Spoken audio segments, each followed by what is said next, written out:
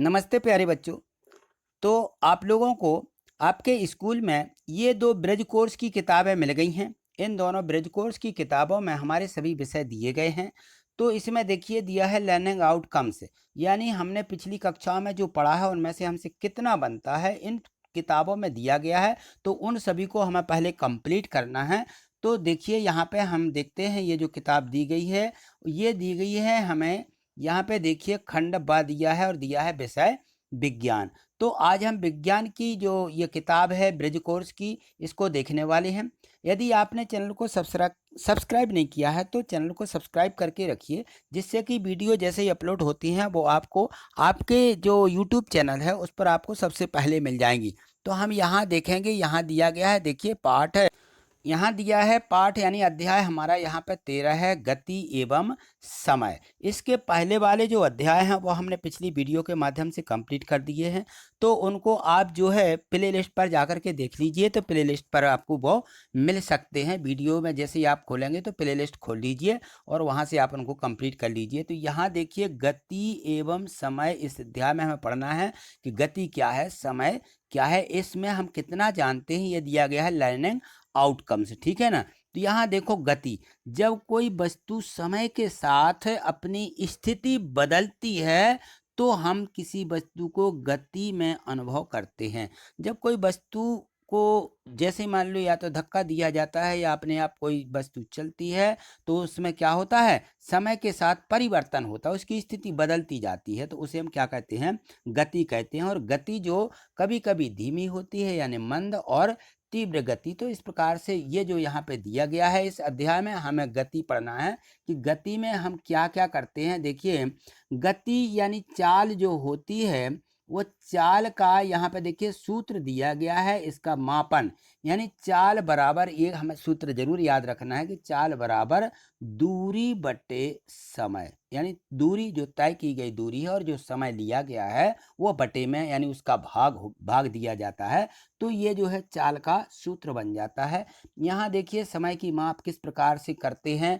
यहाँ देखो ये कि सरल लोलक दिया गया है और ये इसकी दोलन की गति दी गई है। इस लोलक में यहाँ पे क्या रहता है कि हम यहाँ पर हैंगर से एक धागा लटका देते हैं, उसमें यहाँ पे एक पेंडुलम लगा देते हैं और इसको हम क्या करते हैं, हिलाते हैं। इस प्रकार से देखिए हिलाते हैं तो इसकी गति एक निश्चित दिशा में इस प्रकार से होती रहती है। तो ये दोलन गति कहलाती है। ठीक है ना। तो इस प्रकार से इसमें समय के साथ किस प्रकार से गति करती है वस्तु, वो यहाँ पे दिया गया है। आगे देखिए यहाँ पर इसका ग्राफ भी दिया गया है और इसमें जो यहाँ पे देखो किसी कार्य की गति दी गई है, यहाँ समय दिया गया है, यहाँ दूरी दी गई है। और इसे जो चित्र दिखा रहा है आपको यहाँ पे, ये ग्राफ पेपर है, इसमें दोनों अक्षों के साथ एक्स अक्ष और ये यहाँ पे सीधी दिखाई गई है, ये वाई अक्ष है और ये हमारी एक्स अक्ष है इस ग्राफ में। तो हमें जब चित्र या इसका ग्राफ पेपर बनाना होता है तो हम इसी जो हमारी ये कॉपी रहती है इस कॉपी में हम बनाते हैं। तो ग्राफ कॉपी आपको मिल जाएगी बाजार में, आप इसको ले सकते हैं। यदि हमें ग्राफ बनाना है तो हम हमेशा ग्राफ कॉपी में ही बनाएं। क्योंकि इसमें जो छोटे छोटे खंड रहते हैं उनको हम क्रमशः निश्चित दूरी जितने पैमाना मानते हैं उसको रख सकते हैं। तो चलिए आगे देखिए, और इसमें दिया गया है ग्राफ बनाने के कुछ चरण दिए गए हैं कि ग्राफ को किस प्रकार से बनाया जाता है। तो यहाँ देखेंगे ये ग्राफ यहाँ पे दिया गया है और यहाँ देखो जैसे कार की गति के लिए पैमाना मान लेते हैं कि कार की जो गति रहती है कि 1 मिनट में 1 सेंटीमीटर होती है, किलोमीटर में कोई 1 सेंटीमीटर मीटर के बराबर मान के हुए, क्योंकि जब किलोमीटर में दूरी चलती है तो हम अपनी कॉपी में इसको सेंटीमीटर में मानेंगे, क्योंकि अब अपनी कॉपी में किलोमीटर तो बना नहीं सकते। तो क्या करेंगे, इसको किलोमीटर को हम 1 सेंटीमीटर के बराबर मानते हुए ये देखिए यहाँ पे ग्राफ बना दिया गया है। तो ऐसे ही हमें ग्राफ बनाना सीखना है। चलिए आगे देखिए, इसमें दिया गया है अभ्यास। तो यहाँ जो अभ्यास प्रश्न इसके दिए गए हैं, यानी ये वर्कशीट नंबर 1 दी गई है और इसमें प्रश्न दिया गया है कि गति किसे कहते हैं, है ना। तो गति किसे कहते हैं, यदि किसी वस्तु की स्थिति में समय के साथ साथ में परिवर्तन आए तो वह उस वस्तु की गति कहलाती है। अब यहाँ देखिए चाल की परिभाषा है, किसी वस्तु के द्वारा एकांक समय में तय की गई दूरी को हम उस वस्तु की चाल कहते हैं। ये चाल और यहाँ पे गति दोनों की परिभाषा दी गई हैं। तो इनको अच्छे से हमें समझना है और इनको जो है याद करना है। चलिए देखिए प्रश्न क्रमांक 3 जो दिया गया है, यहाँ दिया है कि मंद गति और तीव्र गति के कुछ उदाहरण सहित उनमें अंतर बताइए। तो यहाँ देखें, जैसे एक बाइसिकल है जो कि एक निश्चित दूरी को तय करने में अधिक समय लेती है, उसे मंद गति के रूप में जाना जाता है, जबकि मोटरसाइकिल जो समान दूरी को तय करने में कम समय लेती है उसे हम क्या कहते हैं, तीव्र गति। यदि हम बाइसिकल से जाते हैं तो यह मंद गति से जाती है, और यदि हम मोटरसाइकिल से जाते हैं तो इसकी गति क्या होती है, तीव्र होती है। तो ये मंद और तीव्र के अंतर हैं कि मंद गति क्या होती है, तीव्र गति क्या होती है। ठीक है, चलिए आगे देखिए इसमें। चलो देखो यहाँ पर है प्रश्न क्रमांक 4 दिया गया है कि दो स्टेशनों के बीच की दूरी 320 किलोमीटर है। कोई रेलगाड़ी दूरी को तय करने में 4 घंटा लेती है, रेलगाड़ी की चाल ज्ञात कीजिए। तो चाल का हमने अभी सूत्र देखा था कि चाल बराबर दूरी बटे समय होता है। तो ये दूरी दी गई है और यहाँ पे समय 4 घंटा दिया गया है, ठीक है ना। तो हम लिखेंगे चाल बराबर दूरी बटे समय। यहाँ देखिए चाल बराबर दूरी, ये दूरी है जितनी दूरी होती है और उसमें दिया गया समय, तो यहाँ हम बटे ऐसा लाइन खींच दें तो ये है चाल बराबर दूरी बटे समय। तो यहाँ देखें चाल बराबर दूरी कितनी दे, 320, और समय कितना दिया 4, तो इस 4 से भाग लगा देंगे। 4 से भाग लगा दीजिए 320 में, तो 4 अट्ठे 32, 80 किलोमीटर प्रति घंटा उसकी क्या आ जाएगी, ये आ जाएगी चाल। ठीक, प्रश्न 5 देखो, बूझो अपने घर से साइकिल से विद्यालय पहुंचने में 10 मिनट लेती है। यदि साइकिल की चाल 2 मीटर प्रति सेकंड है तो घर से विद्यालय की दूरी ज्ञात कीजिए। अब यहाँ दूरी ज्ञात करना है तो यहाँ दूरी बराबर चाल गुणित समय हो जाएगा। क्या हो जाएगा, दूरी बराबर चाल गुणित समय। चाल में समय का गुणा कर देंगे तो दूरी निकल आएगी। तो यहाँ देखो, यहाँ दिया गया समय 10 मिनट है, मिनट को हम सेकंड में बदल लेंगे क्योंकि चाल जो है मीटर प्रति सेकंड में यहाँ पे दी गई है ना। तो इसको हमें सेकंड में बदलना होगा, 60 का गुणा कर देंगे 10 में तो ये आ जाएगा 600 सेकंड। अब दूरी बराबर क्या होता है, चाल गुणित समय। ये भी सूत्र याद ही रखना है, उसी का है। तो दूरी बराबर दोनों का गुणा कर दीजिए, 2 गुणित 600 मतलब 1200 मीटर। तो यहाँ पे हम क्या करेंगे, ये 1200 मीटर है, इसको हमें किलोमीटर में परिवर्तन करना है तो 1000 से भाग लगा देंगे तो 12 के क्या आ जाएंगे, सीधे 1.2 किलोमीटर ये हो जाएगी दूरी। ठीक, ये दूरी यहाँ पे निकल आएगी। चलिए आगे देखिए, यहाँ देखिए अभ्यास वर्कशीट 2 दी गई है। इसमें प्रश्न है कि सरल लोलक का आवर्तकाल किसे कहते हैं। जो सरल लोलक या पेंडुलम होता है उसका देखिए, सरल लोलक को एक दोलन पूरा करने में जितना समय लगता है उसे सरल लोलक का आवर्तकाल कहते हैं। जितना वो एक दोलन में समय यानी कंप्लीट करता है उसे हम उसका आवर्तकाल कहते हैं। सरल लोलक को आवर्तकाल का सूत्र लिखिए। तो सरल लोलक के जो आवर्तकाल है उसका सूत्र है कि दोलनों के लिए लिया गया समय बटे दोलनों की संख्या। और यहाँ है प्रश्न तीसरा कि सरल लोलक का चित्र बनाइए। तो ये जो चित्र है आपने बुक में भी देखा होगा, ये सरल लोलक का चित्र है कि यहाँ पे एक हैंगर लगा देते हैं और उस हैंगर से एक धागा लटका देते हैं और यहाँ पे एक गोला यानी ऐसा पेंडुलम लटका देते हैं, ठीक है ना। तो ये यहाँ तक ऐसे गति करता है, यहाँ तक इस प्रकार से, ठीक है ना। ये उसकी गति रहेगी कि यहाँ तक आएगा और इसके बाद में ये उतनी ही दूरी इस तरफ जाता है तो ये उतनी ही दूरी इस तरफ जाता है, ठीक है ना। तो ये रहता है यहाँ पे इसका दोलन, यहाँ से यहाँ जाएगा फिर यहाँ जाएगा, उसको यदि हम हिला देते तो इस प्रकार से वो पेंडुलम इसमें लटका रहता है, ठीक है। प्रश्न 4 देखिए, कोई सरल लोलक 20 दोलन पूर्ण करने के लिए 20 सेकंड का समय लेता है तो लोलक का आवर्तकाल ज्ञात कीजिए। तो यहाँ देखिए सरल लोलक का जो आवर्तकाल है, हमने अभी इसका सूत्र देखा है कि समय बटे संख्या होता है। तो दोलनों के लिए लिया गया समय बटे उनके दोनों की संख्या होती है दोलनों की। तो 22 बटे क्या 42 बटे यहाँ पे 20 आ जाएगी और इसको काट देंगे हम शून्य से। तो ये 2 21 हम हो जाएगा 42, 21 से 2 से काटेंगे, शून्य कट जाएगा और दशमलव का शून्य रख देंगे तो 2.1 सेकंड इसका आवर्तकाल आ जाएगा। ठीक, 5वां देखिए, सरल लोलक का आवर्तकाल 1.6 सेकंड है। तो उस सरल लोलक को 20 दोलनों को पूर्ण करने में लगने वाला समय ज्ञात कीजिए। तो सरल लोलक का आवर्तकाल ये होता है सूत्र के दोलनों के लिए लिया गया समय बटे दोलनों की संख्या, यानी बराबर क्या आ जाएगा 1.6 बराबर दोनों के लिए लिया गया समय कितना 20, दोलनों के लिए लिया गया समय लिखेंगे यहाँ पर 1.6 गुणित 20 और 16 दूनी 32 सेकंड, यहाँ पे इसकी संख्या ये समय आ जाएगा। ठीक है, चलिए आगे देखिए, आगे दिया गया है यहाँ पर, देखिए अभ्यास वर्कशीट 3 दी गई है। तो इसमें दिया गया है कि प्रश्न 1 यहाँ पे देखिए, विद्यालय की पिकनिक के लिए जाते समय बूझों ने यात्रा समाप्त होने अर्थात पिकनिक स्थल पर पहुंचने तक हर 30 मिनट के पश्चात बस के पथमापी का पाठ्यांक नोट कर उसने निम्न सारणी बनाई। तो अब देखिए जो यहाँ पर बूझो है, उस बूझो ने क्या किया, यहाँ यात्रा का पथमापी माने जैसे ही पथ की यात्रा की तो उसका यहाँ समय और उसका पाठ्यांक लिखते गए ये कि 9 बजे कितने किलोमीटर हमने पथ यात्रा की, आरंभिक बिंदु से ये दूरी दी गई यहाँ पे।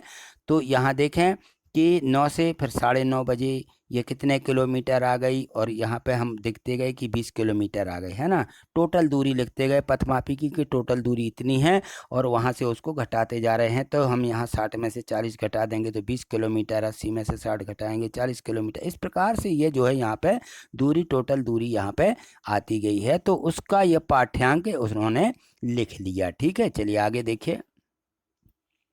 यहाँ देखिए दिया गया है कि उपरोक्त सारणी के आधार पर निम्न प्रश्नों के उत्तर लिखें। तो दूरी, समय का ग्राफ खींचिए। तो दूरी और समय का ग्राफ बुक में भी दिया है, वैसे ही आपको यहाँ पे खींच लेना है। ठीक है, प्रश्न 2, पिकनिक स्थल से विद्यालय की दूरी कितनी थी? 80 किलोमीटर, ये हमने अभी निकाली थी। बस की चाल ज्ञात कीजिए। तो बस की चाल जो यहाँ पे इस चित्र में दी गई है, इसके माध्यम से हम इससे भी निकालें तो समय 30 मिनट प्रति सेकंड, तो 30/60 आ जाएगा। और तो बस की चाल दूरी बट्टे समय, तो ये दूरी और ये बट्टे में समय, इससे भाग दे देंगे तो ये शून्य शून्य कट जाएंगे, और 3 दूनी 6 और 2 से काटेंगे 80 को, तो 2 चौके 8, 40 किलोमीटर प्रति मिनट आ जाएगी इसकी क्या चाल। ठीक है ना। यहाँ देखें प्रश्न 4 दिया गया है कि बस को विद्यालय से पिकनिक स्थल तक पहुँचने में कितना समय लगा? तो 30 मिनट लगे। ठीक है, और ये 10:45 तक बस ने कितनी दूरी तय की? 70 किलोमीटर की दूरी तय की। तो ये हमें इसमें लिख लेना है। चलिए देखिए आगे। और यहाँ देखो प्रोजेक्ट कार्य दिया गया है, इसमें दिया है कि अपने आसपास की वस्तुओं में होने वाली गतियों, सरल रेखीय गति, आवर्त गति, वृत्तीय गति, इनको पहचानिए और सारणी के अनुसार चित्रबद्ध भी कीजिए, सूचीबद्ध कीजिए और चित्रबद्ध भी कीजिए, चित्र भी बनाइए। तो सरल रेखीय गति जो होती है वो उसका हमें यहाँ चित्र बना लेना है। सरल रेखीय गति जो सीधी होती है, पेंडुलम से अभी इसमें बताई गई थी, हैंगल लटका करके झूला झूलने की गति आवर्त गति है, और बिजली का जो पंखा है ये वृत्तीय गति में यानी गोल गोल गोल गोल घूमता है। ठीक है ना। तो इस प्रकार से हमें इनके यहाँ चित्र भी बना देना है। ठीक है, चलिए आगे देखें। निम्न स्थितियों में गति के दूरी समय ग्राफ की आकृति बनाइए। तो इस प्रकार की आकृति आपको दूरी समय की बना देना है। ठीक है, चलिए आगे देखते हैं। इसमें लिखा है कि सड़क के किनारे खड़ी हुई कार। तो जो सड़क के किनारे खड़ी हुई कार है उसका समय, यहाँ पर दूरी का ग्राफ बनाना। तो इस प्रकार से यहाँ हम इसका ग्राफ बना देंगे। ठीक है, आगे देखिए और भी इसमें दिया गया है, आगे देखते हैं। इसमें दिया है स्वआकलन। प्रश्न 1, रिक्त स्थानों की पूर्ति कीजिए। प्रश्न 1 है सरल लोलक कौन सी गति करता है? किस गति का उदाहरण है? तो आवर्ती गति का उदाहरण है सरल लोलक जो रहता है। नियत चाल से गति करने वाली वस्तु का दूरी समय ग्राफ एक सरल रेखीय होता है। जो नियत चाल से गति में कोई वस्तु होती है तो वो सरल रेखा में यानी सीधी जो वस्तु जाती है ना, जैसे गेंद है, तो इसकी गति जो होती है सरल रेखीय गति होती है।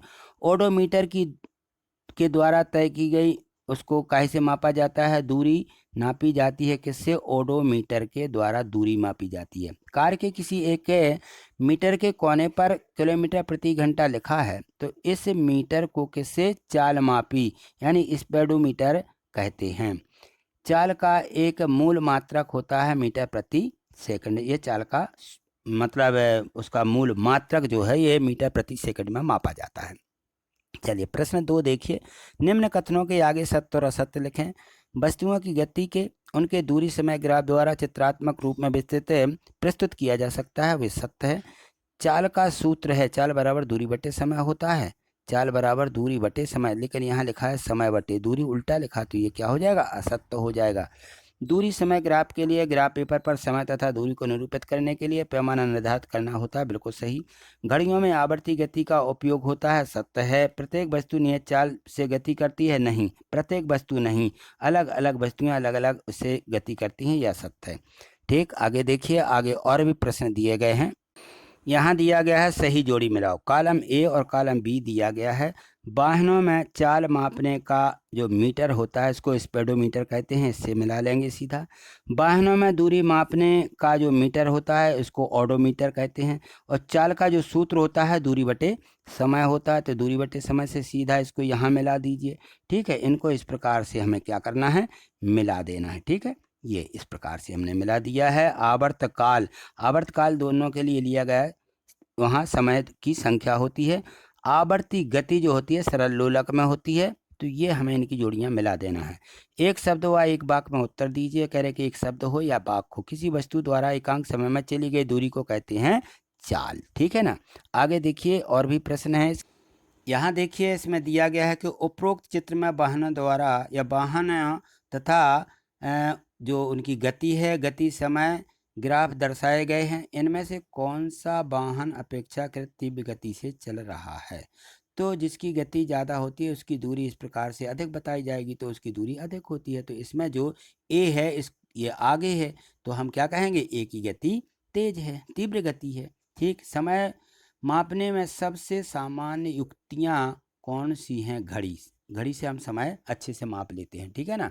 सरल लोलक के एक दोलन को पूरा करने में लगने वाले समय को क्या कहते हैं, सरल लोलक का आवर्तकाल कहते हैं। आवर्ती घटनाओं का उपयोग किसके मापन में किया जाता है, समय के मापन में किया जाता है। यहाँ देखिए अब प्रश्न 5 दो दिया गया है।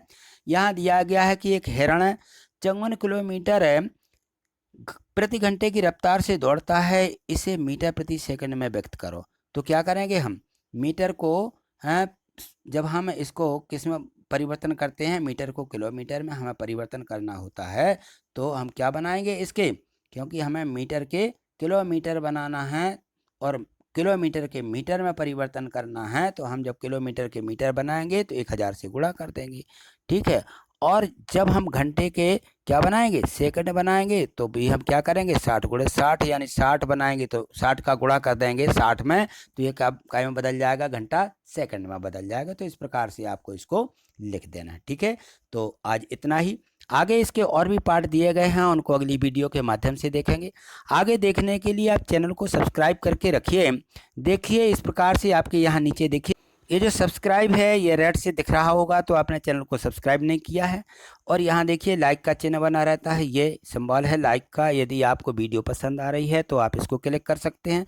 और यहाँ यदि इसको क्लिक कर देते हैं तो ये जो चैनल है ये सब्सक्राइब हो जाता है। देखिए मैंने ये तो क्लिक करने पर देखिए इसका कलर इस प्रकार से हो जाता है और यहाँ पर घंटियाँ दिखने लगती है, इनको बोलते हैं नोटिफिकेशन की घंटी। तो इसको भी क्लिक कर दें तो इससे क्या होता है कि जो नोटिफिकेशन होते हैं, सूचना होती है, वो आपके मोबाइल पर मिल जाएगी कि यह वीडियो डल चुकी है, और आप उसको क्लिक करेंगे तो वीडियो आपको दिखने लगेगी। और यहाँ ये लाइक का चिन्ह रहता है, तो इसको भी आप यदि क्लिक कर देते हैं तो ये चिन्ह का सिंबल इस प्रकार से दिखने लगता है। ठीक है, तो इतना हमें इसलिए करना है जिससे कि हमें बिना सर्च के वीडियो जैसे अपलोड होती हैं या डलती हैं तो आपको मिल जाएंगी। ठीक है, थैंक यू, धन्यवाद।